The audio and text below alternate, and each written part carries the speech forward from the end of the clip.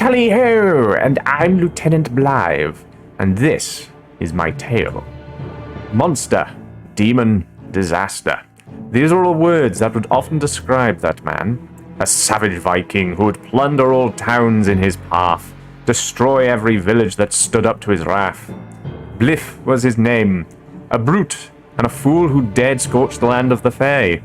It was the man's last mistake, one that would cost him a peaceful death, or any death at all in that case. They cursed him in retaliation, bound him to the land that he ferociously plundered in his Viking ways.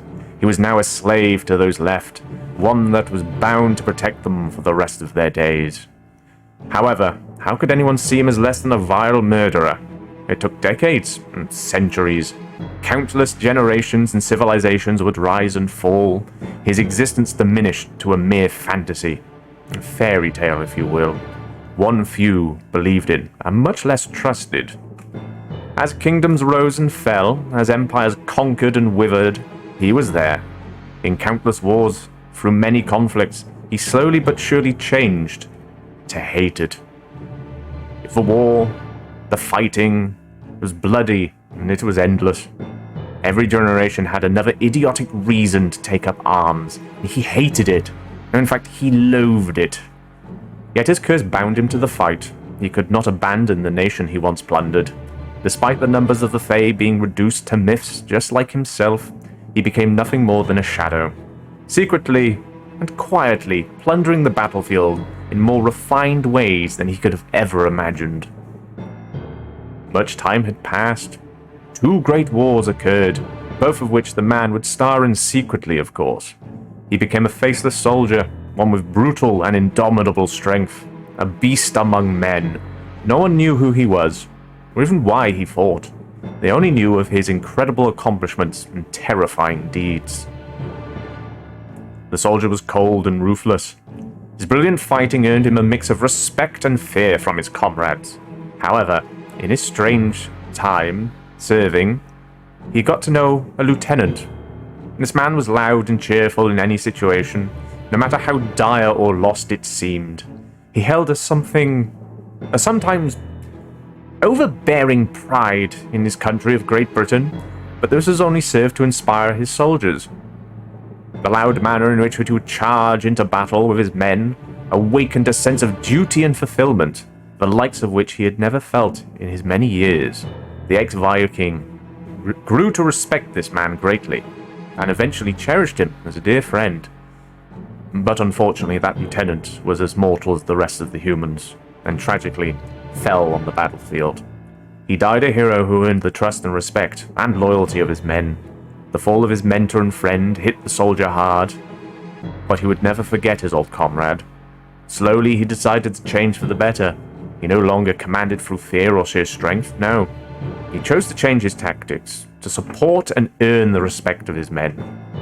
No matter how many times, hits or wounds he'd bear, he would simply never fall. They named him after this ancient legend of the Viking that had plundered and ravaged the islands, only to be cursed with immortality in order to protect the land he so viciously destroyed. He always laugh or scoff at the name, but say nothing more. Tally-ho! He'd yell while racing in, just like his fallen friend. His motto, the one he'd call to his men: save as many lives as possible, destroy the enemy efficiently, and end the battle quickly. The sooner it's over, the less we fight, and the more lives we spare. This was the motto of Lt.Blythe. One day, however, he finally fell. No one saw it coming. As he was a beast, he was invincible in their eyes. Yet he did. The legend was no more, and his life drew to an end. He was honored for his service. Some said he looked too young to die. Others would say good riddance, while remembering his intimidating presence. What none of them knew was that he would rise once more. The body they buried wasn't his after all. He was cursed. He would always protect the land he was bound to. Decades later, few remember his deeds. If someone that had known him recognized the face, they would say he had not aged a day. The simple fact is that he hadn't. He still looked every bit the brute he'd been fabled as. He still had an aura of death and demise about his eyes, Those who got to know him, however, knew this was a lie. He was old, he was tired. Yet he still yearned to protect the land that after a while had finally been kind to him. He wanted nothing more than to serve his sentence, but what could this old soul do to cease the fighting, to stop the needless death? He turned to the net, as the kids would say. It was deep and mysterious, endless, much like the man himself. And he took a liking to this net, found curious amusement amongst the many forms of entertainment it offered. And he chose to take this and use it as a way to spread his message. It is now time for peace. War is an atrocity. It is time for us to get along and end senseless violence. These were the new words of the former Viking who once plundered these lands.